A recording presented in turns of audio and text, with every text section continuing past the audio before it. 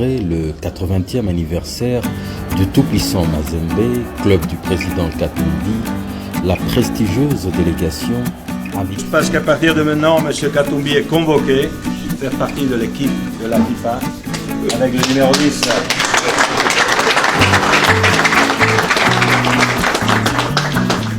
Le transfert le plus cher de l'histoire de la FIFA.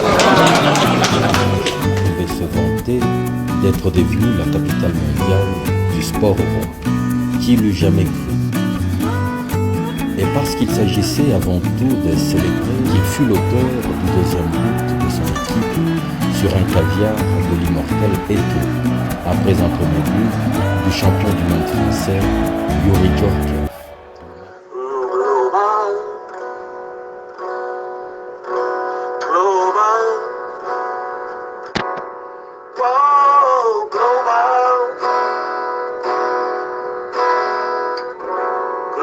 TV, Moscow.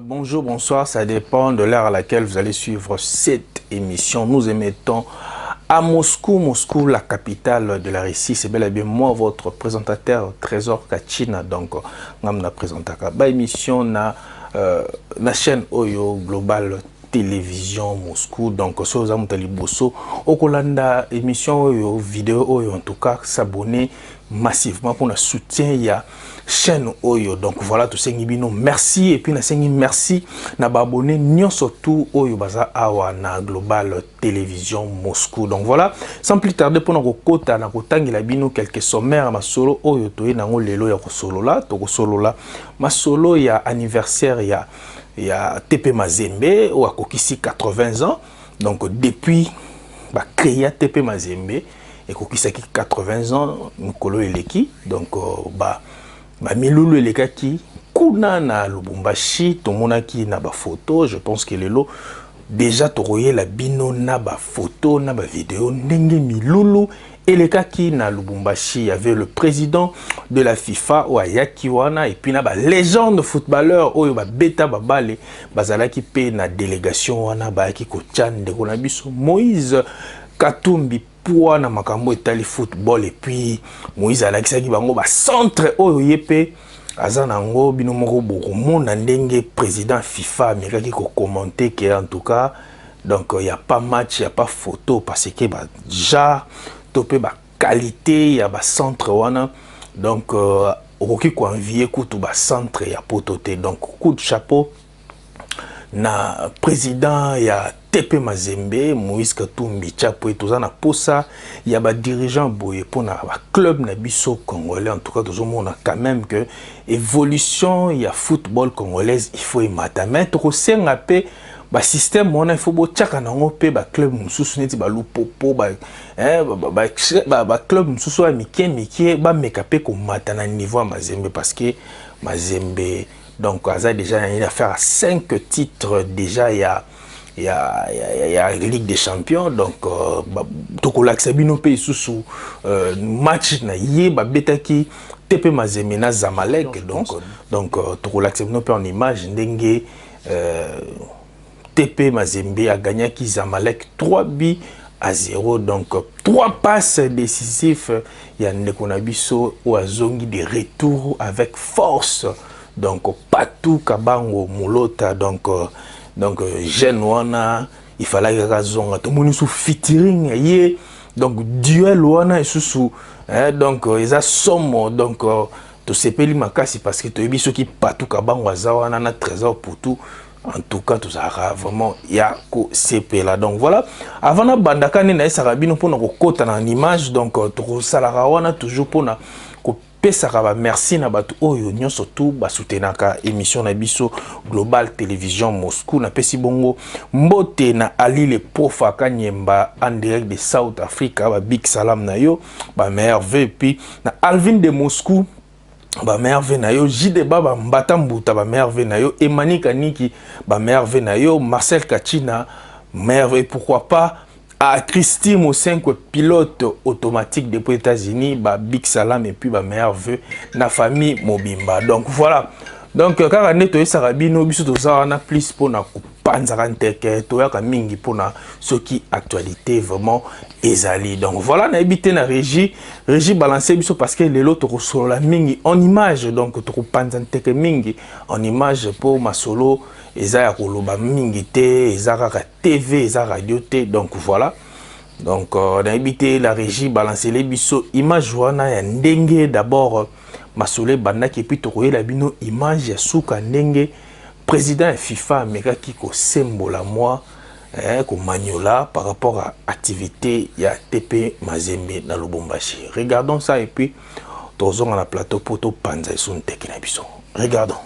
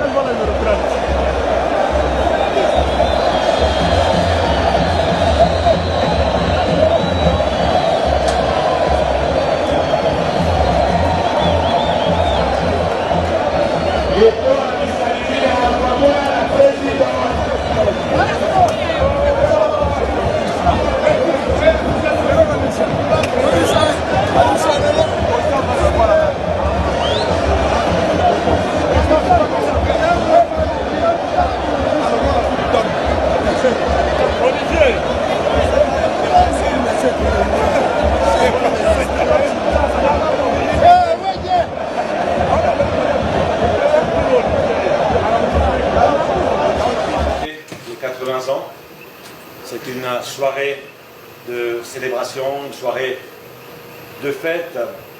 Et quand on fête, il ne faut pas oublier les gens qui souffrent aussi. Et on en a discuté avec Moïse ces derniers temps, ces derniers jours. On en a reparlé aujourd'hui ici. Je sais qu'à l'est du pays, malheureusement, il y a des gens qui meurent. Il y a des gens qui souffrent, mais il y a des gens qui aiment le football. Et Moïse m'a raconté un petit peu l'histoire de cette population congolaise qui souffre, mais qui aime le football. Et qui, grâce au football, veut vivre et veut espérer. Et ils ont construit leur petit stade où ils peuvent jouer des matchs, mais ils n'ont pas de pelouse. Alors je profite aussi ici de la présence de Yuri Zorkaev, directeur général de la Fondation de la FIFA, pour vous annoncer que, bien sûr, on va envoyer votre Suisse congolais Véron dans la région et on va construire les 3 terrains qu'il faut pour faire en sorte que les gens puissent avoir un moment de joie.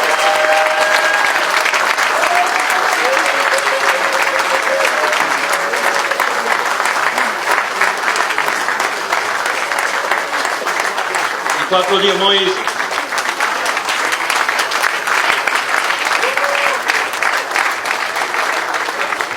Il ne m'a pas lâché, il m'a marqué à la culotte depuis 3 semaines pour que je dise oui. Et on va le faire parce que c'est important. C'est important de se rappeler de tout le monde, c'est important de faire quelque chose, c'est important de donner un sourire, un peu de joie. Voilà, mesdames et messieurs, donc tous sur le plateau na biso binomo bomoni ndenge depuis ya ndenge manifestation ezalaki na stade ndenge bangotu ba légendaire ba kotaki na terrain ba betaki balé donc ça qui vraiment impact na idéologie donc population ezalaki vraiment ya ko sepela donc omoni toloba ke Congo ezali mboka moko ba potentialité eza ebele ezaka ke non tozana ba dirigeant ya malonga ya malamu. Parce que na niveau ya Congo surtout que na football à la nation moko d'abord tous la nation mo football. Donc ils ont que non ko batu moko ya bien o bakoki ko orienter bakoki ko canaliser makambo vraiment dans les bons pour to komona ba résultat vraiment un peu positif na makambo etali d'abord football. Surtout to kota na makambo etali politique donc tozamboka moko tozana presque nyonso tout. Donc to ko envier libanda te. So Hollandi président FIFA lo alobi niveau moneli ba centre wana o ko envier centre ya Europe te. Donc ça dit déjà beaucoup. On comprend les ça que non to luka kaka ba dirigeant o bazana volonté ya ko salela peuple. Ce qui volonté nezali neti ba Moïse Katumbi boye bo mona que Congo et kozala vraiment Congo moko ya fort et kozala Congo moko immense ezala Congo moko et kozala ndire moi explosif moko boye en Afrique parce que tout ça na une affaire il y a 9 frontières.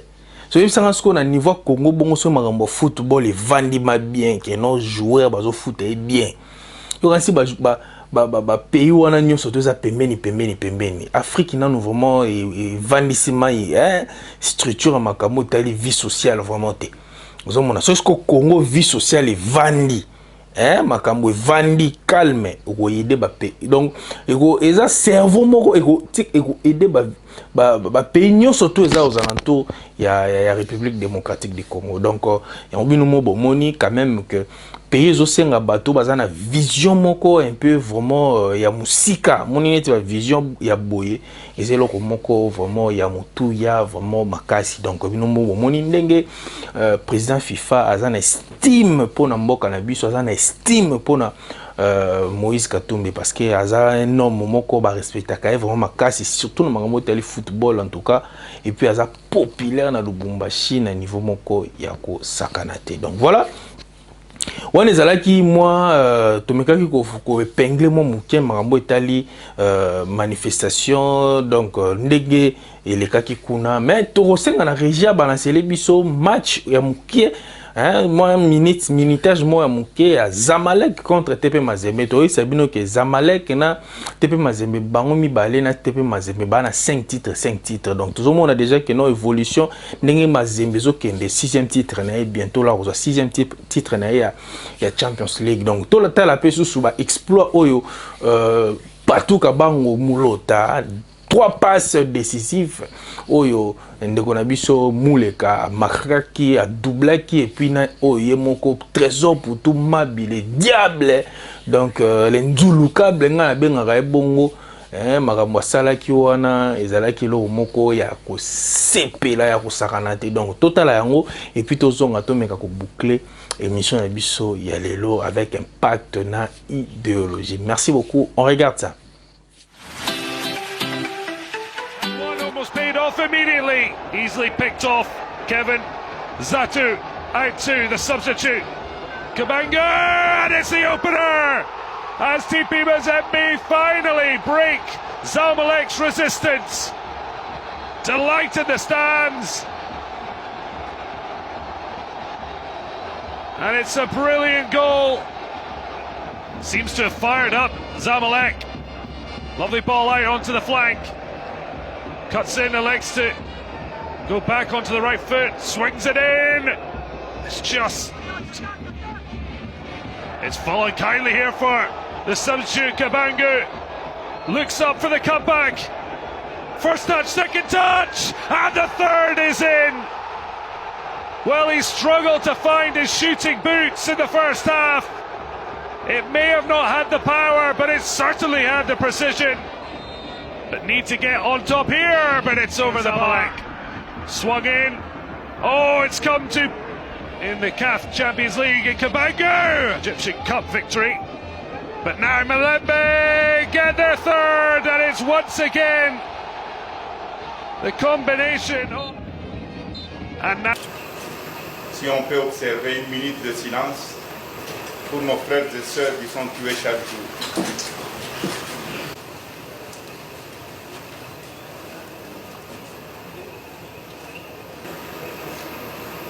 Mazembe, c'est une équipe, c'est un groupe. C'est grâce aussi à la CAF et à la Fédération congolaise de football. Le président Omari qui m'a toujours encouragé. Je voudrais sincèrement vous dire merci.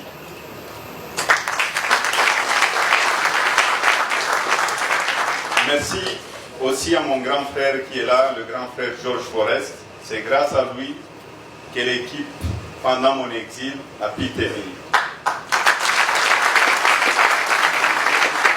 Je tire mon chapeau. On m'a posé des questions sur ce centre.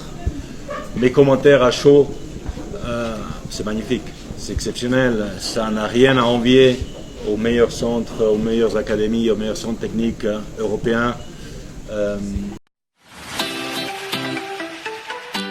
Donc voilà, on est de retour sur ce plateau. Donc voilà, de Global Télévision Moscou. Tozo, rappelez-nous que Tozo est maître toujours kaka na capitale ya Russie plutôt Moscou. Donc ngai ezabongo mosale linabino trésor Kachina. Donc voilà, binomo boni ba image, ba bi mikolo toza un peu trop pragmatique.